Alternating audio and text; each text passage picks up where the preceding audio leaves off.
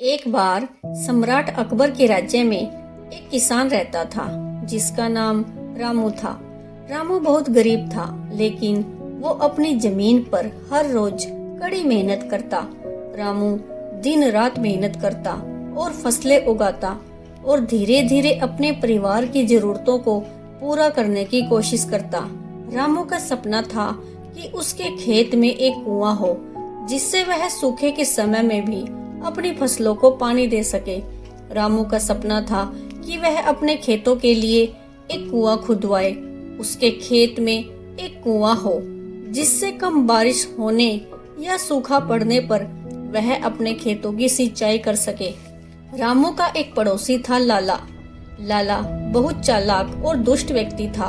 वह लोगों के साथ हमेशा फरेब करता और अपने स्वार्थ के लिए उन्हें धोखा देता। रामू लाला की नीयत को नहीं जानता था, क्योंकि लाला मन से जितना शातिर था, मुख से उतना ही मधुर। उससे बात करके कोई यह समझ ही नहीं सकता था कि उसके मन में आखिर क्या चल रहा है। वह अक्सर अपनी कम इस्तेमाल की वस्तुएं लोगों को बेच दिया करता था और घुमा फिरा कर उन वस्तुओं का उपयोग खुद ही करता। लोग उसकी चतुराई समझ नहीं पाते थे। लाला के पास एक कुआं था जो कई सालों से बेकार पड़ा था। लाला ने जब जाना कि रामू को कुएं की आवश्यकता है और उसने पैसे भी इकट्ठा कर लिए हैं, तो लाला रामू से मिलने गया। और रामू भैया, कैसे हो? सुना है तुम नया कुआं खुदवाना चाहते हो? लाला ने कहा, हाँ भैया, मुझे खेतों के लिए एक कुएं की आवश्यकता है। बहुत मेहनत से, खून पसीने की कमाई से कुछ रुपए इकट्ठा किए हैं, तो सोच रहा हूँ कि इस बार एक कुआं ही खुदवा लूं, वरना रखे हुए पैसों में तो न जाने कौन से पंख लगे हैं, झट से उड़ जाते हैं। रामू ने कहा, हाँ हाँ, सही कह रहे हो रामू भैया, पर तुम नया कुआं क्यों खुदवा रहे हो? मेरा कुआं तो है ही, और तुम जानते हो कि अब मुझे उसकी जरूरत भी नहीं है, तो क्यों ना तुम वही कुआं खरीद लो। लाला ने रामू से कहा, इतना क्या सोच रहे हो रामू भैया? मेरा कुआं तुम्हारे खेत और घर के नजदीक भी है, और कुआं खुदवाने में जो तुम्हारी मेहनत लगेगी वह भी बच जाएगी। रामू मन ही मन सोचने लगा, बात तो सही कह रहे हैं लाला भैया, क्यों ना मैं उन्हीं का कुआं खरीद लूं। रामू ने अपनी मेहनत की कमाई से पैसे इकट्ठे करके लाला से कुआं खरीदने का मन बना लिया। रामू ने लाला से कुएं की कीमत पूछी और लाला ने उसे एक मोटी रकम बताई। रामू ने बिना सोचे समझे अपनी मेहनत के सारे पैसे लाला को दे दिए और कुएं को खरीद लिया। लेकिन लाला ने धोखे से रामू से कुएं के पानी का अधिकार अपने पास रखा। जब रामू की पत्नी राधा कुएं में पानी भरने गई, तो लाला ने उसे रोक दिया। अरे अरे राधा भाभी, आप मेरे कुएं से पानी क्यों भर रही हैं? राधा को कुछ समझ नहीं आया। वो यह बात सुनकर हैरान थी। तब राधा ने कहा, पर अब तो यह कुआं हमारा है, कल ही तो हमने इसे आपसे खरीदा है, अब इस पर हमारा अधिकार है, तो मैं पानी क्यों न भरूं?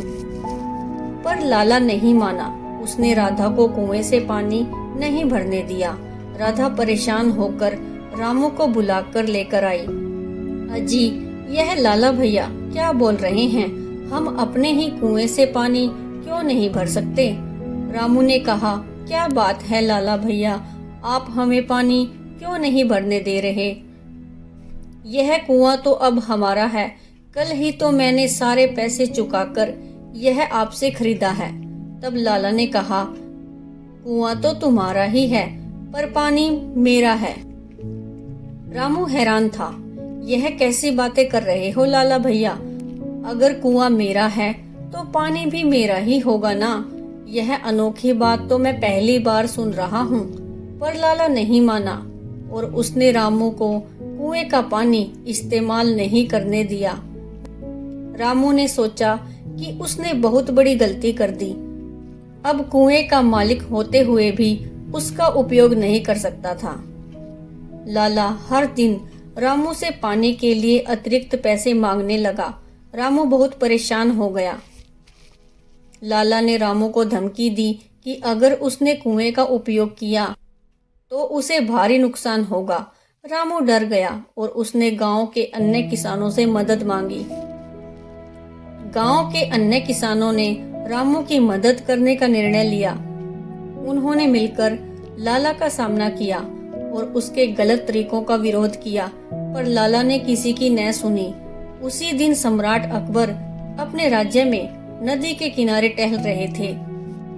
उनके सबसे बुद्धिमान मंत्री बिरबल उनके साथ थे। नदी के किनारे ठंडी हवा चल रही थी और वो दोनों बहुत खुश थे। बिरबल अपनी दिलचस्प कहानियों के साथ सम्राट अकबर का मनोरंजन कर रहे थे।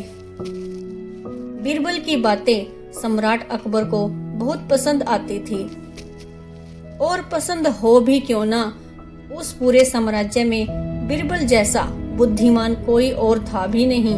तभी रामू और उसका पड़ोसी लाला उनके पास शिकायत लेकर आए। रामू सम्राट अकबर के चरणों में गिर गया और जोर जोर से रोने लगा। अकबर ने रामू को उठाया और पूछा कि क्या बात है रामू।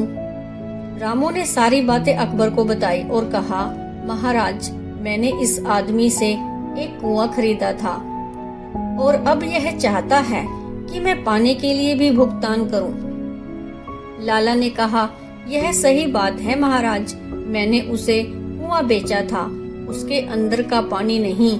रामू ने कहा, ऐसा कहाँ होता है, अगर कुआं मेरा है तो पानी भी तो मेरा ही होगा ना। पर लाला भैया मुझे पानी का इस्तेमाल नहीं करने देते।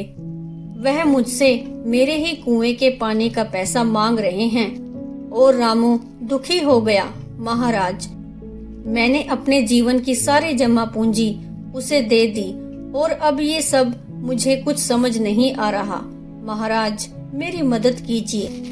दोनों के बीच का तर्क सम्राट को भ्रमित कर गया। उन्होंने बिरबल से उनके बीच की लड़ाई को निपटाने के लिए कहा। बिरबल ने दोनों पक्षों को ध्यान से सुना। बिरबल ने देखा कि किसान गरीब था, लेकिन वह एक सच्चा आदमी भी था। बिरबल जल्दी ही समझ गया कि गरीब किसान का पड़ोसी उसे धोखा देने की कोशिश कर रहा है। बिरबल कुछ समय के लिए शांत थे, फिर उसने पड़ोसी से बात की।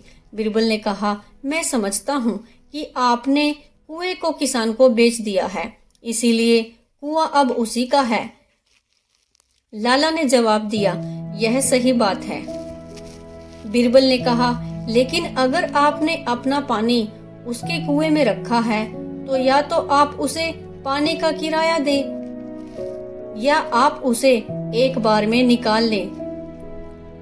बिरबल ने लाला से कुछ रुपए रामू को दिलवाए, क्योंकि उसने पानी कुएं में रखा था, और लाला को एक दिन की मोहलत दी कि वह कुएं से सारा पानी निकलवा ले, नहीं तो उसे हर दिन का 2 गुना किराया रामू को देना पड़ेगा। लाला समझ गया था कि अब उसकी चालाकी बिरबल के सामने नहीं चलने वाली। लाला को एहसास हुआ कि वह अब रामू को बेवकूफ नहीं बना सकता। उसने अपना सिर शर्म से झुका दिया और वहां से चला गया।